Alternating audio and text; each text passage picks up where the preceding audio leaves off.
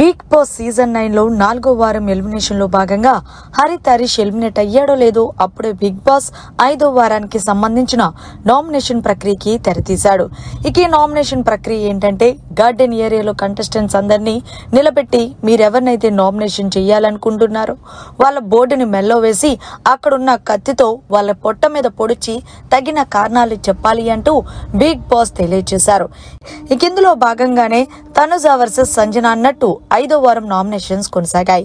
ఇక తనుజ సంజనాని నామినేషన్ చేసి చెప్పిన రీజన్ ఏంటంటే, సంజన గారు మీరు ఎప్పుడు చూడ చిన్న విషయాన్ని పెద్ద విషయంలాగా భూతద్దంలో పెట్టి చూస్తారు. ఒక పోపు దగ్గర మీరంత పెద్ద ఇష్యూ చేయాల్సిన అవసరం లేదు. అర్జున్ సార్ కూడా దొంగతనం చెయ్యొద్దన్నా మీరు ఏకంగా హౌస్ లో వెనకాలన్న వాళ్ళ కోసం ఆలోచించకుండా 8 గుడ్లు తినడం నాకు అస్సలు నచ్చలేదు. అందుకే నేను ఈ 2 కారణాల వల్ల మిమ్మల్ని నామినేషన్ చేస్తున్నాను అంటూ తనుజ అయితే సంజనాకి ఇచ్చి పడేసింది. అయితే సంజన నామినేషన్ యాక్సెప్ట్ చేయకుండా ఆల్రెడీ హోస్ట్ నాగార్జున గారు దానికి పనిష్మెంట్ ఇచ్చారు. ఈ బోర్డు వేసుకొని తిరుగుతున్నాను, మళ్ళీ నువ్వు నాకు పనిష్మెంట్ ఇచ్చేది ఏంటి అంటే అది మీ ఇష్టం అండి, మీరు తీసుకుంటారో లేదనేది.